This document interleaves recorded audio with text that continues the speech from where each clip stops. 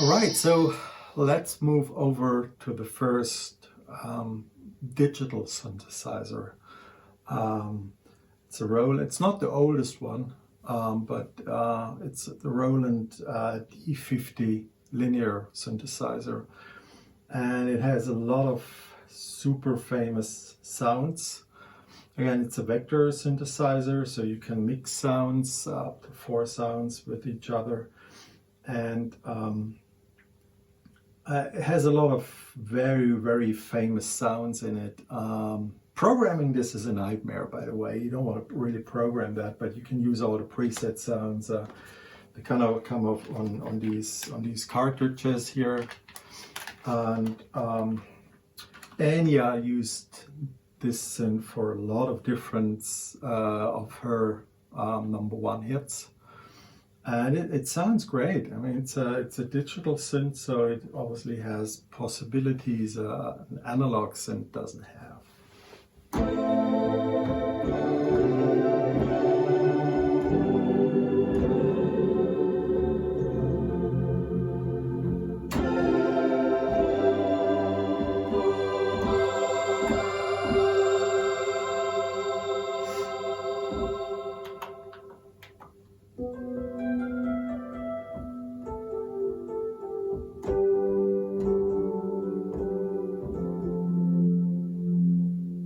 Of course, everyone had to kind of mimic the famous DX7 piano sound. So this is right on.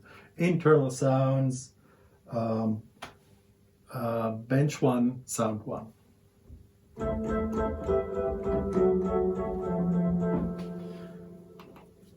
So then we have ballad and choir.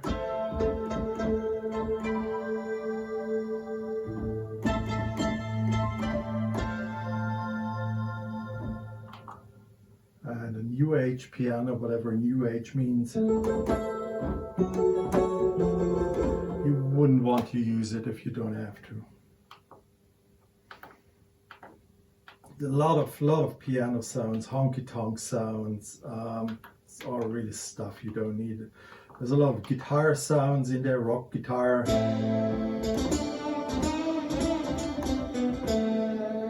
Whatever.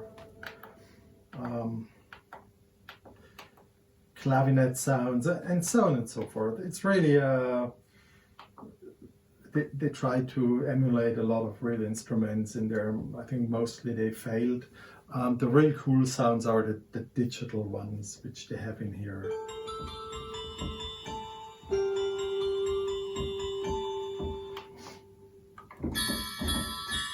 Now this is stuff you can actually use.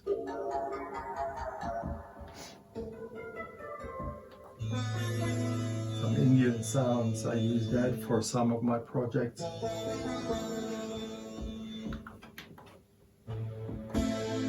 This is what this synth is famous for, these digital atmospheric sounds.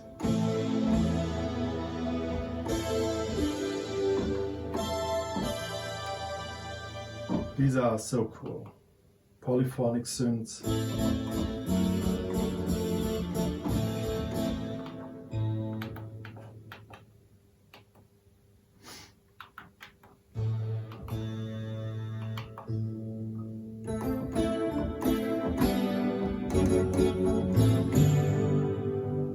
Splittable keyboard, so you can have 2 different sounds, you can layer sounds, everything you would expect from a keyboard. And it has a bit of FM synthesis in there. So as I said, they tried to also mimic the famous Yamaha DX7.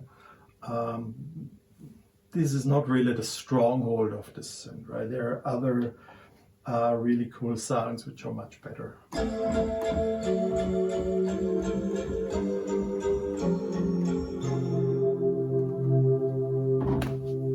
Cool sounds, cool synth for pads and really atmospheric kinds of sounds. I use it for that.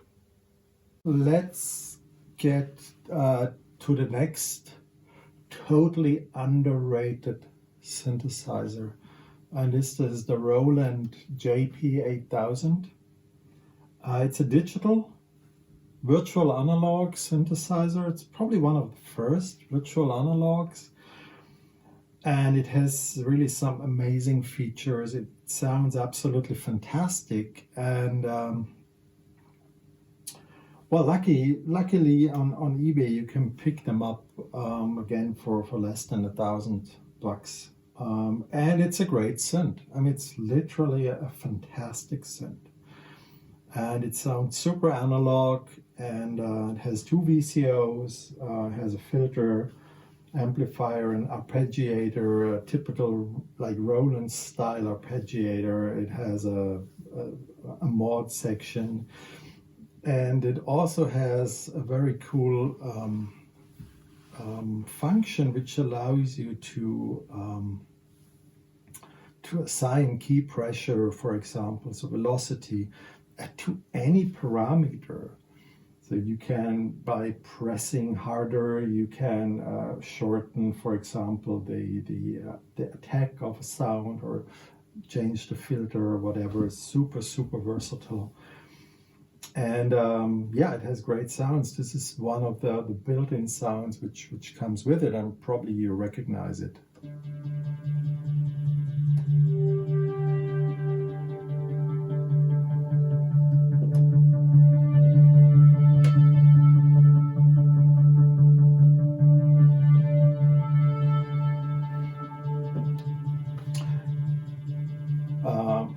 I don't want to get into all copyright discussions here, but I'm sure you recognize this if you're a synth buff. And as I said, it has a lot of user presets. It has a lot of built-in presets. All the sounds are really yeah, very analog sounding. It's really cool stuff in here. This is a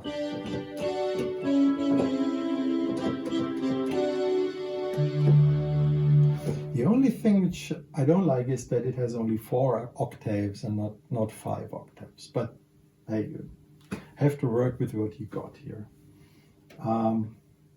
Yeah, great solo sounds.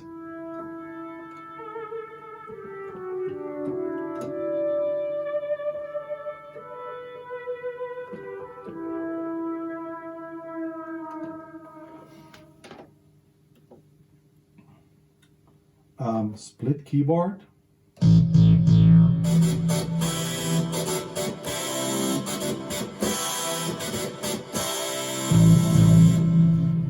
Really good synth. Love it. I use it for arpeggiating things. I use it for sound effects and many other things. It's a really fantastic machine.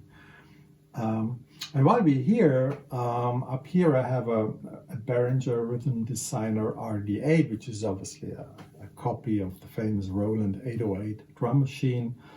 I'm not a Behringer endorser, which you might think by now, but I simply like the fact that Behringer makes these things affordable, right? I always wanted to have a 808 drum machine, but I didn't want to pay a lot of money for the sound, and this is basically it's a copy. It's a clone of the original one, and it sounds wonderful. I mean, you probably recognize this.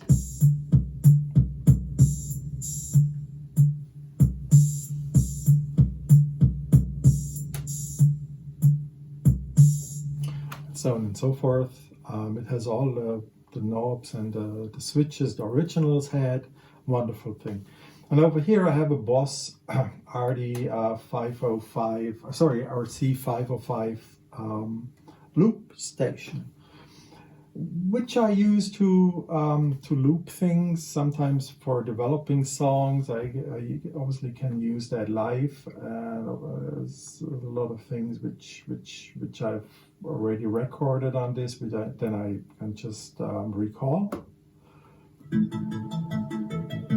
Again, Tangerine Dream fans probably might recognize this.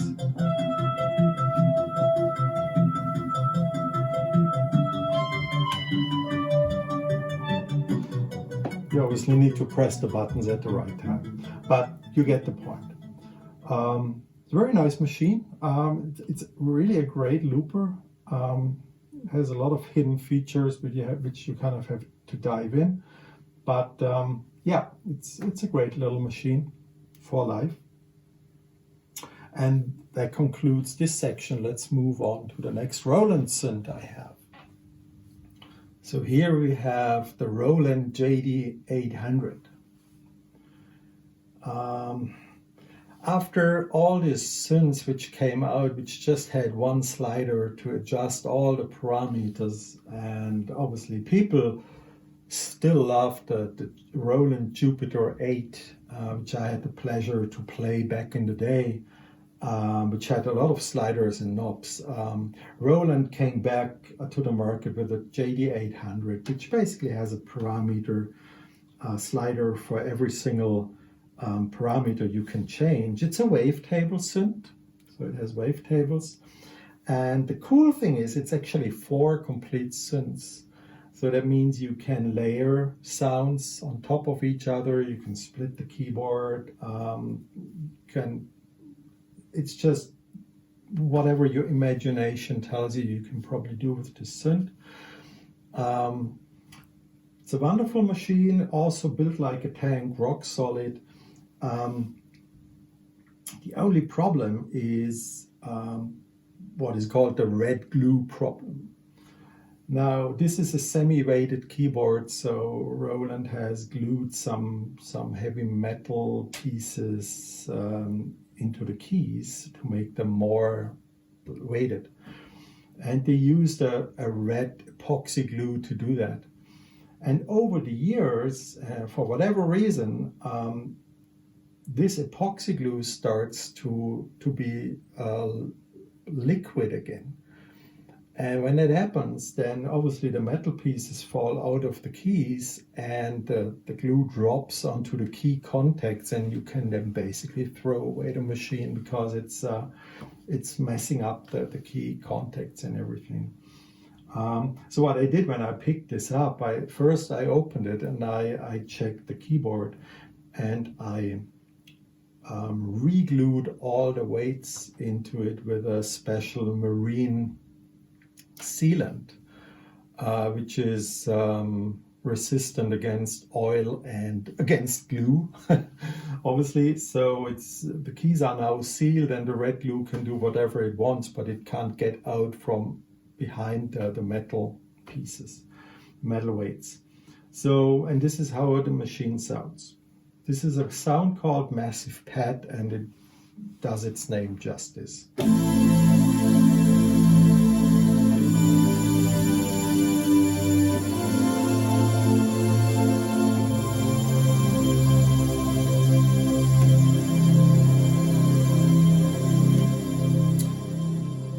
Nothing but a 5-octave keyboard, right? I said these are all built-in sounds. I didn't really change a lot of them, just adjusted them a little bit. Again, we have our Rhodes, of course, which doesn't sound like a Rhodes at all.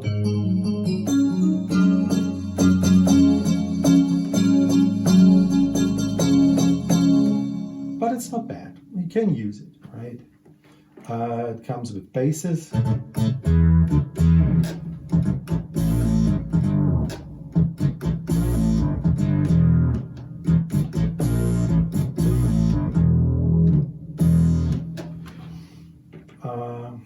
And many digital sounding effects. This is called spun glass.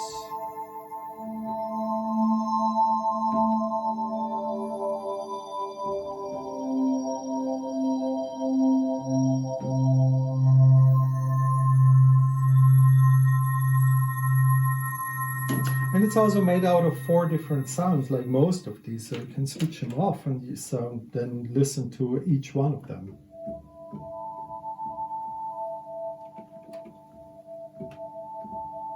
This has a slower attack. This has even a slower attack. And this is really the spun glass, and if you combine them all together, you have a really out of this worldy kind of sound. Very nice machine. It has also percussion sounds in it, but really it's kind of developing sounds over time. That's really the stronghold of this machine.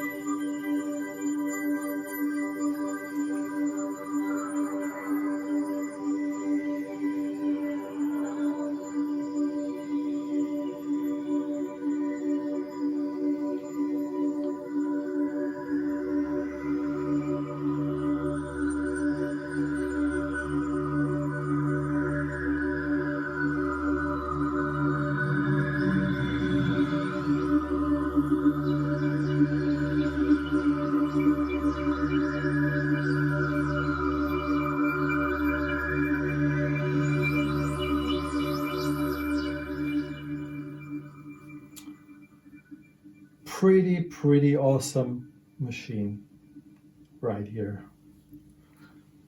And that kind of concludes the Roland section, apart from the VP7, which you have heard already. And up here I have a Blofeld, right? Famous Waldorf synths.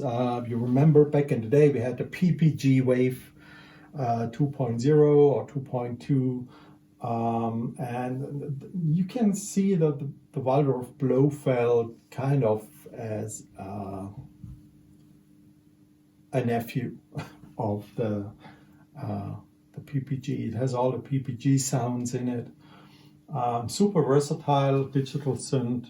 I use it mainly for arpeggiator sounds because it has a super versatile arpeggiator in there. Goes beyond normal arpeggiators, and yeah, it just creates wonderful sounds.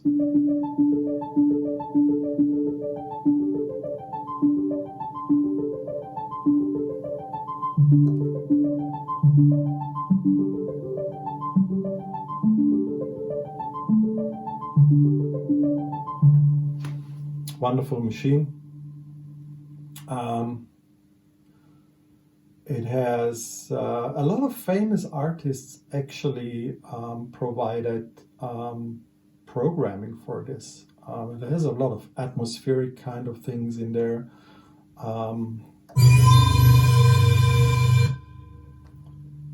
Sorry for that.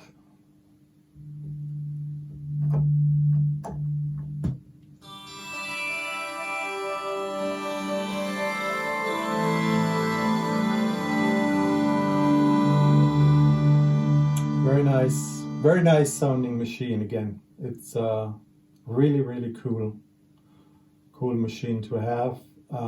It comes also as a desktop version. I don't like desktop synths. I really like more the kind of keyboardy synths.